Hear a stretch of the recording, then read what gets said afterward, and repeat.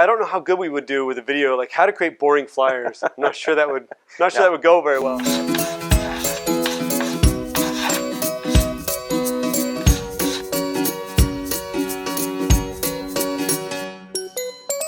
Hey there, this is Matthew Jennings with Peach Jar, and in this episode of Peach Jar Extra Credit, we're going through all the elements of flyer design to make really great flyers that are visually appealing and get you the results you're looking for. I'm very lucky to be here with Rob Mazzaros from the Kern County Superintendent's Office of Education. Rob, tell us a little bit about yourself. Thanks, Matt. Pleasure to be here. Rob Mazzaros, Director of Communications here at the Kern County Superintendent of Schools Office, a longtime communications professional. My wheelhouse is kind of in graphic design, branding, media relations, and content development. Rob is a master. He's masterful at design. And if you want to see some of his handiwork, the California School Public Relations Association, which we both served on the executive boards of, their recent branding materials for their upcoming conference and last year's conferences are all Rob's. They're gorgeous. It's really elevated the brand, and that's all Rob's handiwork. And he also led the team that redesigned CalSPRA's logo. So if you want to see what some of the really awesome work that Rob has done out there, be sure to go and visit CalSPRA's website. While you're there, you might as well register for the conference. What are those conference days? Do you know? March 1st to the 4th of 2023. 23. Okay, cool. Great spot to go. I have to correct Matthew one time. I'm not a master. I appreciate the kind words, though. I really do. So he's being humble, which is Rob. Okay, so let's jump in here. We want to cover a few things today. Right. We're going to cover the basics of what you're looking at and what you're trying to do and consider when designing a flyer. We're going to get into the weeds on some of this stuff, which is going to be really fun. It'll be a little longer video. Stick with us, though. We hope you're going to learn a lot through this process. And we are also going to talk about some of the basic elements of accessibility as we go along here. And in case you don't know what accessibility is, we'll talk about that as well. Right. These are all things to consider. But let's start with the three key components, because you've made it really easy here. Anytime I've talked to you about flyer design, you've broken it down into a way that I can understand it into these three kind of elements. Can you walk us through those? Yeah. So flyer design, when you're going to start creating something, really it's important. Or flyer design and any marketing piece for that matter, right? There's three elements you really want to focus on, and those are informative, visually appealing, and enhanced readability. So just to break those down a little bit, an informative flyer is one that briefly communicates the details about what you're trying to promote and has a really clear call to action. That means, what do you want your consumer to do with the information you're providing them? Mm-hmm. Do you want them to click on a link to register for an event? Do you want them to volunteer? Do you want them to buy something? So that has to be very clear. The second thing is visually appealing. Flyers that are bright and colorful and airy, good use of space, really conveys an image of professionalism, which is key. And then, of course, enhanced readability. Just make sure that your content is easily to consume for as many people as possible. So we'll look at things like typography and spacing and color contrast and content organization. That's beautiful. And we're going to dive deeper into all of this stuff.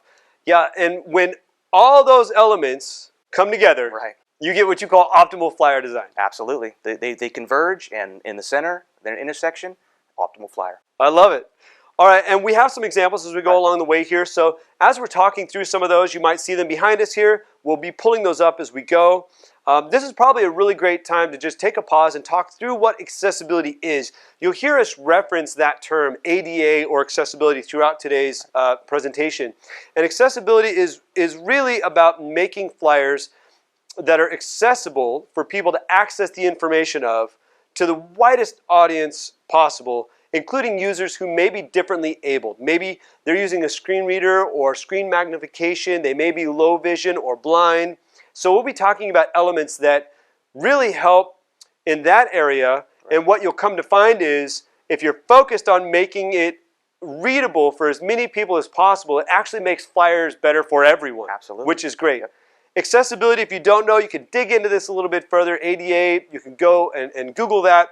It is a legal requirement that you're providing information in a way that individuals are able to access it using assistive technology.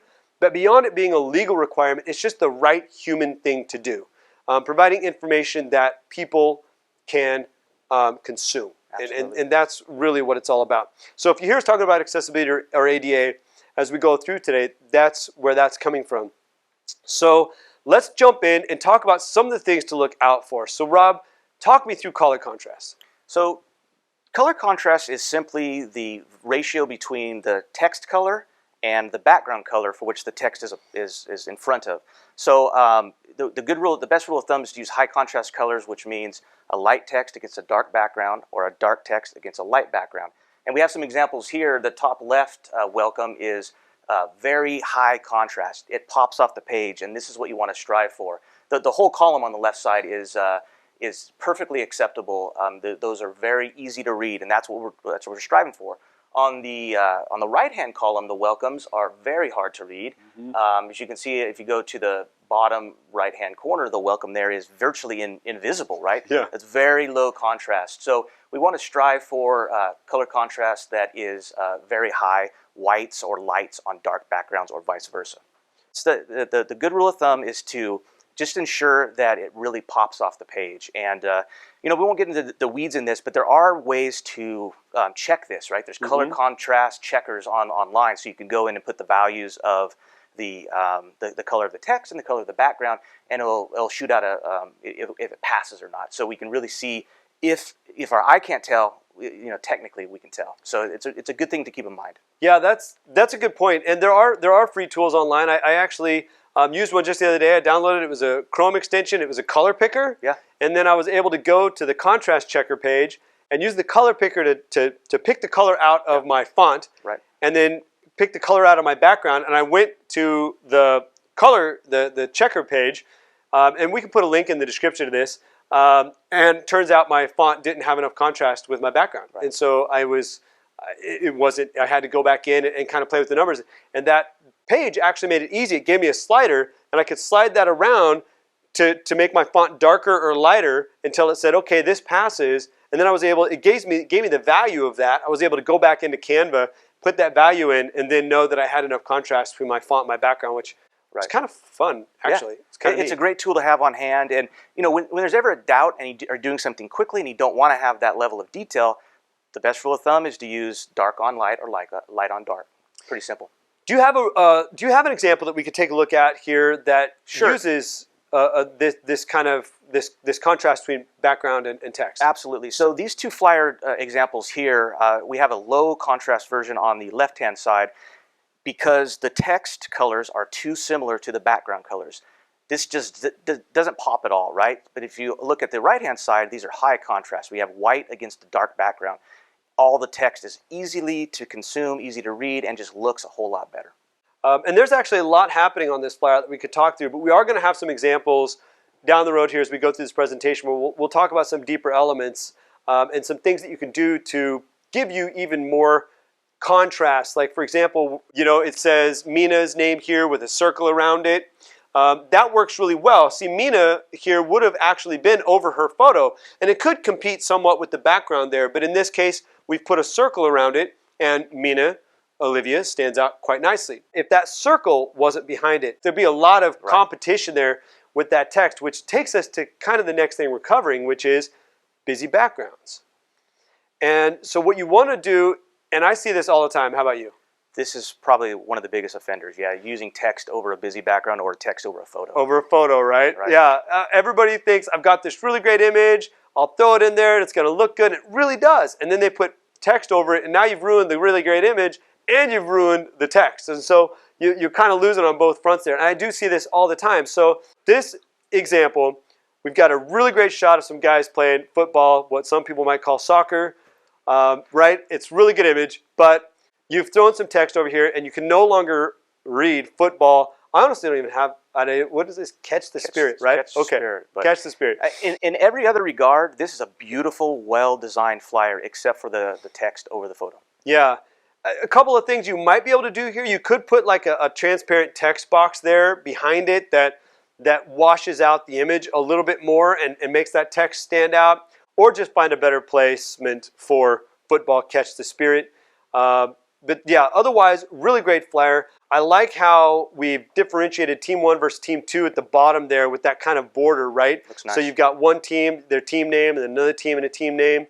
Looks really good there. And then the fonts used on this page are otherwise really good, which is another thing we're going to dive in and talk about here. On the right-hand side, the after-school program, you can see this works pretty well here. You've got an image behind this, and the image is slightly like, it's a transparency effect, and it's kind of, I don't know what you call that. Like The opacity is taken down. The opacity, yeah, Right. that's perfect. Yeah, the opacity is taken down on this, and so the font stands out a lot more. Right. So otherwise, if that was at full opacity, that font would be competing pretty dramatically with a lot of things that are happening in the background. You've got sun, you've got clouds, you've got birds. Yeah. For my liking, even the example on the right is a little bit hard to read. I would eliminate the birds in the background and do a couple little tweaks, but it's a lot better than the other version. Now that we're kind of on the topic of fonts, though, Rob, talk me through the different styles. Like, demystify serif and sans serif. Yeah, so we hear these words thrown around quite a bit, but many people don't even know what they mean, right? No. So there's really three font families. There's a serif font, sans serif, and then decorative or fancy fonts. The serif fonts are the more traditional and the ones that have the serif, the decorative ends, the feet, as sometimes they're called. And they have moderate readability. But what we really want to strive for is using sans serif fonts. And that basically means sans serif, sans feet, right? And those are the more modern contemporary fonts that are, research shows that are just easier to consume and easier to read. The lowest readability and should be used very sparingly are the decorative fonts, the script fonts. The best rule of thumb is to use sans serif fonts when at all possible. And I think people try to get cute and they look cool, right? But looking cool is one thing, but you really got to take the reader in mind. And can they consume this content? So the decorative fonts, save those for headlines if you have to use them. One thing I will add, Matthew, as well on fonts is a lot of times people will use a font that's actually too small. So we like to, a good rule of thumb is to use like 12 point and above for like text fonts, and then obviously the headlines and subheads will be bigger than that. But good rule of thumb is to 12 points and above. Like, Rob, walk me through this wine tasting flyer and kind of what makes one better than another. So another typography issue is how many fonts you should use on one specific piece. And the best rule of thumb is to use one, at most two fonts per flyer.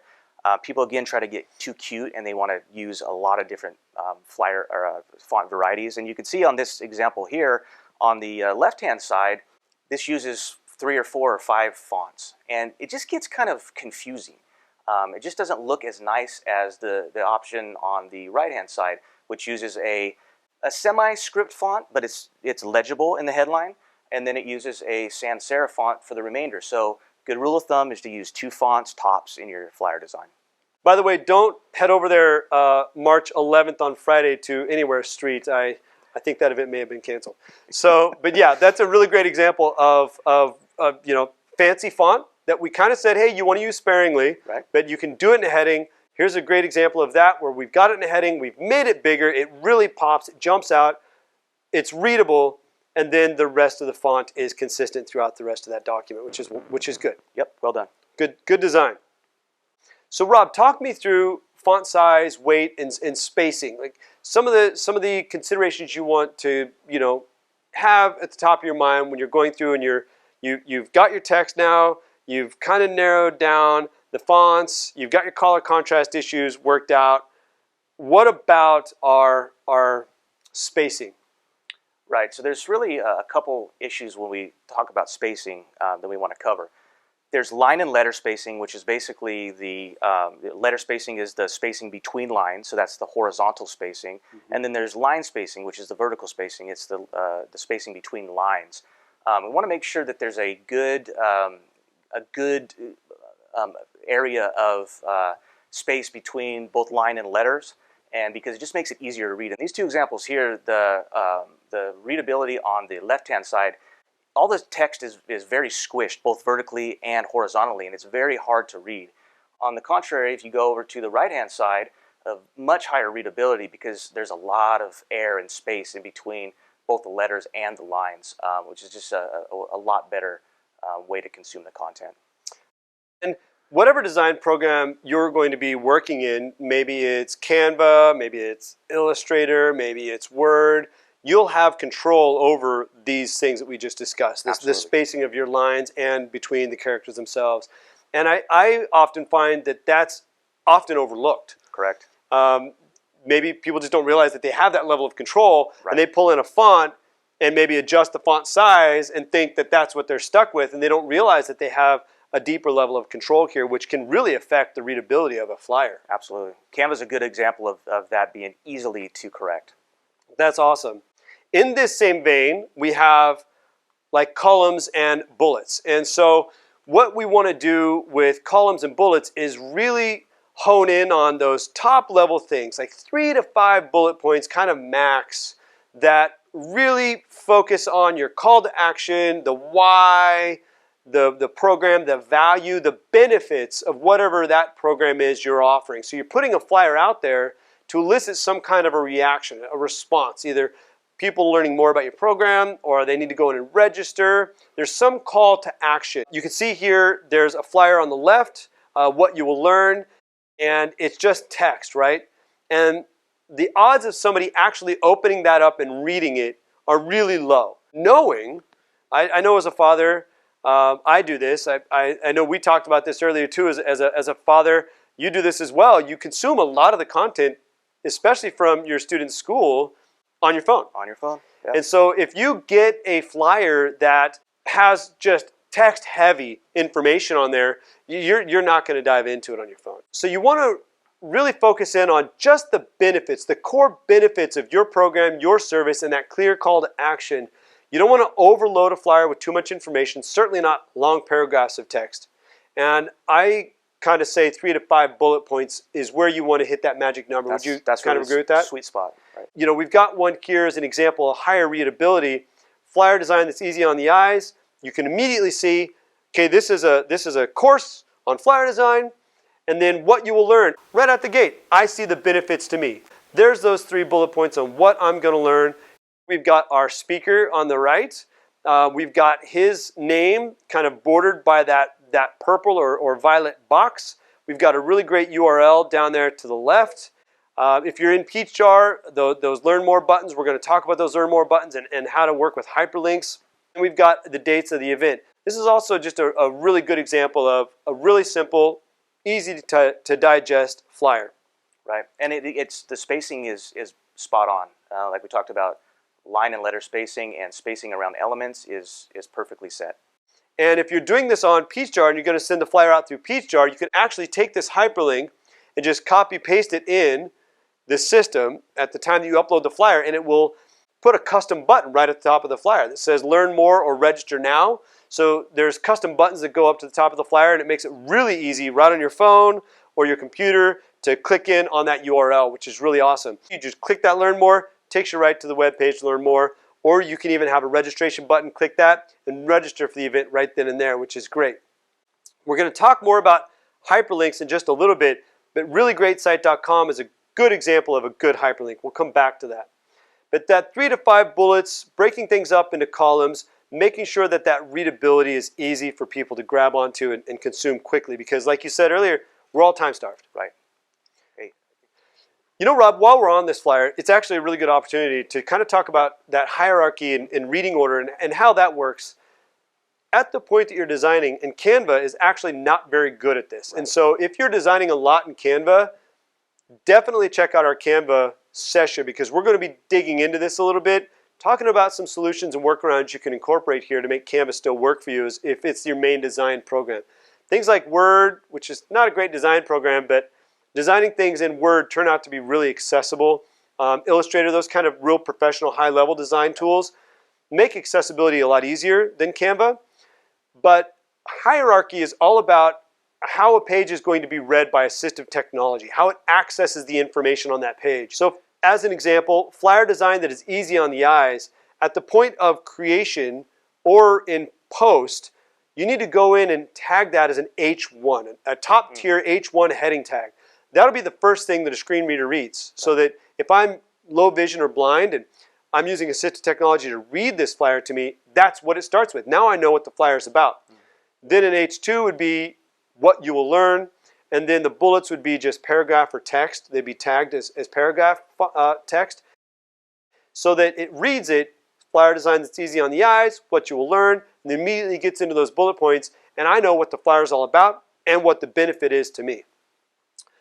And a really good tip here is if you're using Peachjar to upload and send your flyers out, Peachjar actually assists you quite a bit in that reading order or that hierarchy.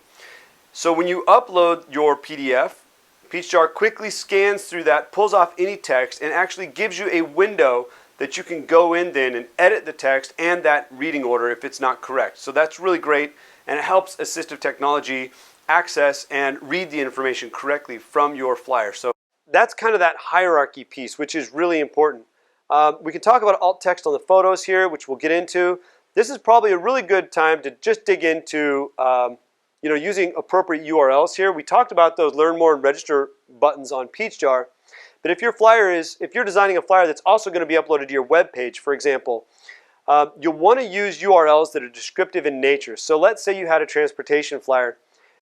You wouldn't want to go to your transportation website and copy paste that URL that's like 120 characters long, and it's a bunch of numbers and digits and gibberish, and put that on your flyer.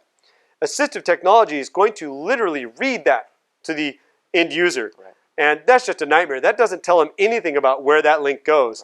Right. So what you want to do instead is put in something like this where it says reallyGreatSite.com, or in that example it'd be www.yourdistrictschoolname/transportation. That's a really nice example of a short URL. And then link that to that longer URL. So when people click on it, it's going to go to that website, but on the flyer it's going to show a nice tidy short URL here, which is good. So that's a good example of short URLs. On Peachjar, it's good to know that these kind of links on a flyer aren't actually accessible. You can't click on that in the flyer. You do need to do that through that custom button function. But if you're on a website or you're uploading this to a web page, so maybe you've developed a flyer that you're going to send through Peachjar, but you're also, maybe it's a hiring flyer, and you're also going to post that on your HR page. That's a good example of when you would want to use a hyperlink here that is descriptive in nature. Another thing here too, alternative text. Good opportunity to talk about that. You need to have alternative text on all your images. And I mean like literally all your images. So the background image here, it's kind of blurred out, but that purple image that's in the background, that needs to be tagged as a decorative image. Right. The speaker here, John Smith, his image needs to be tagged. And an alt text is just a short little descriptor that gets embedded in the image itself. You want to avoid putting image of or photo of in your alt text because it's duplicated. The assistive technology is already going to identify it as an image. And it's just a short little descriptor of whatever that's a photo of. And we'll have another example of this coming up as well. That purple box or violet behind John Smith, you'd want to go in and tag that as a decorative image. Assistive technology then will ignore it. It's not going to say, violet rectangle with rounded corners. It's just going to ignore that and just read John Smith, the speaker. So decorative images that are purely decorative in nature, you can tag those with decorative tags. Otherwise, I like to tag the other images on a flyer with the alt text that's appropriate for whatever that is. In this case, using an alternative text with John Smith gives the end user, even if they're low vision or blind, access to that image. So that's kind of the hierarchy and how that works and why you would want things tagged, because it tags the reading order that assistive technology is actually going to flow through and read your flyer. And then we talked a little bit here on accessibility around alternative text and URL. So thanks for bringing this one forward. This is a great example. Great. Thanks, Matthew. All right. Well, this has been great, Rob. We're kind of winding down here. And what I'd like to do last but not least is take a look at the optimal flyer. Something we both would consider is a really good design. Before we do that, I do want to leave you with one last thing. And there used to be, like years ago, when you wanted to save a Word document, for those users that are designing in Word, years ago, and I used to do this a lot, you would go File, Print, Save as PDF. And then it would save whatever you're doing as a PDF.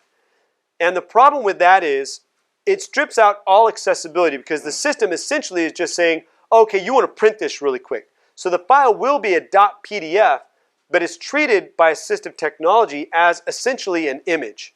And a really interesting note about assistive technology is they cannot access any text that's on an image. So You really want to avoid text on images because assistive technology has no access to it. It has no idea there's text there.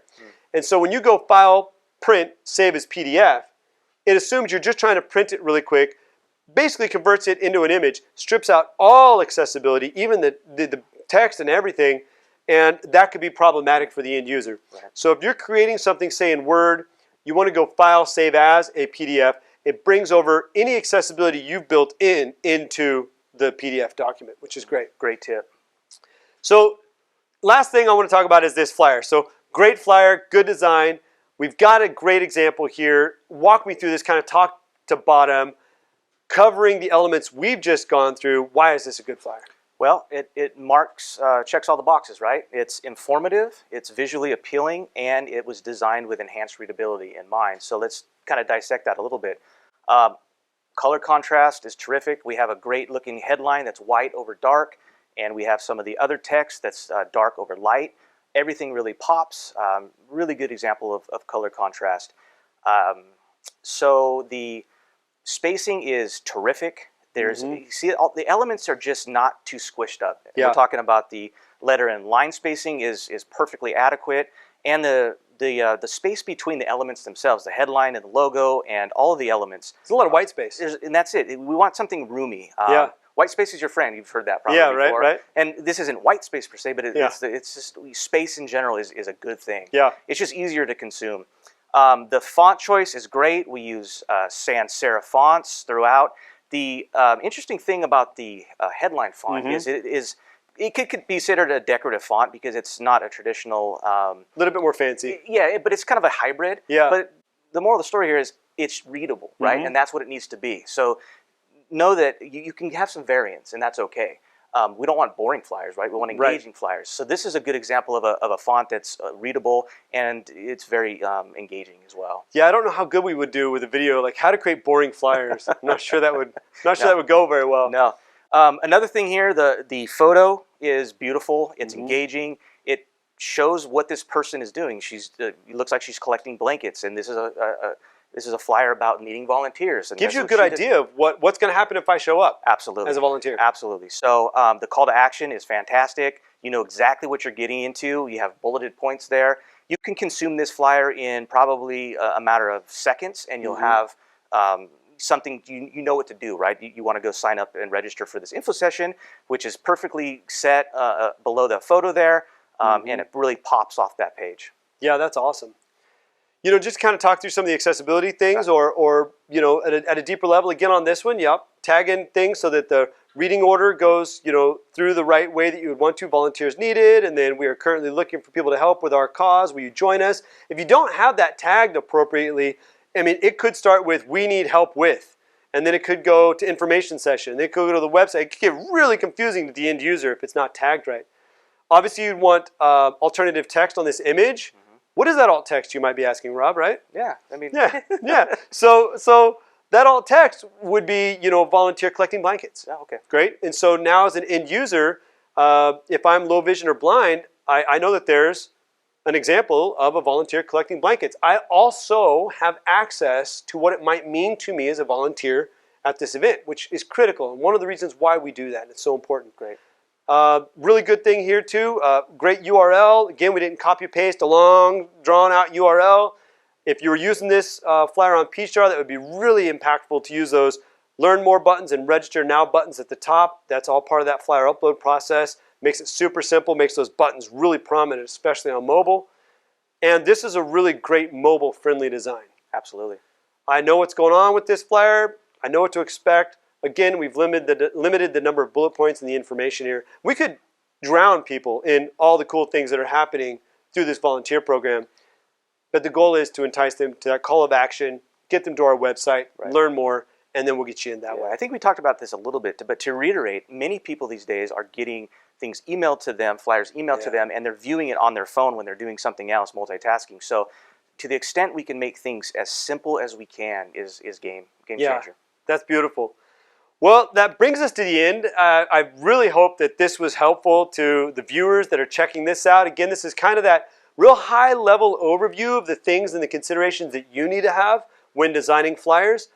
Rob and I are going to sit down and do a deep dive on Canva. So I know that's a popular one. I use it for most of my stuff. I use it a lot these days. It's kind of been a game changer because it's so easy. Anybody can use it. Anybody. And we're going to be talking about a lot of tips and tricks with Canva because there's some cool stuff in Canva. Like if you're making videos, you can even go into Canva and pull B-roll from Canva. Like a lot of really cool stuff happening in that. And it's affordable. And it's affordable. Right. It can be free if you want. Absolutely. Really cool program. So if you liked what you saw here and you want a little bit deeper dive on these things and actually see the workings in action and go through that design process with a genius designer, be sure to check out that session. Follow us, give us a like on social media, throw in some comments. Rob and I we'll get in there, we'll interact with you, we'll answer any questions you have. And if you have other tips that we didn't think about, please share them. I'm a lifelong learner, so. Good idea. Yeah, if you've got tips that we missed or things that we should consider in upcoming videos, definitely share those with us in the comments. Watch for that Canva video. Stay tuned for our next session. Rob, I can't thank you enough for being here and doing this with me. It's my pleasure. Yeah, I'll help this guy out anytime I need it. Well, I absolutely love you as a human and as a professional. You are amazing, and I just can't thank you enough. So thanks for doing this with me. Thanks for having me. I appreciate it, brother. All right, that's all we got. Hopefully that was great. We'll see you soon.